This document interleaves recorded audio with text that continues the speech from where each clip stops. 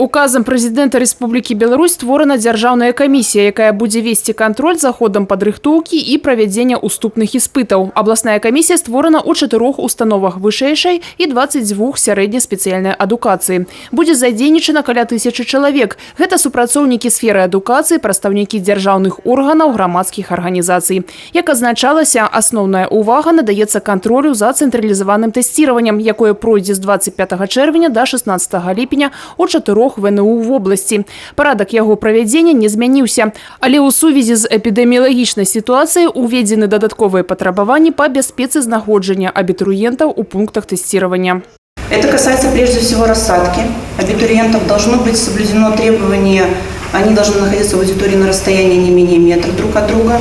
В аудитории количество абитуриентов будет ограничено не более 50 человек. В этой связи такие предметы, как русский язык и математика, будут проводиться в этом году в 2 дня. Кроме того, будут предприняты меры дополнительные по соблюдению социальной дистанции при входе в пункты тестирования, а также при обеспечении их антисептиками.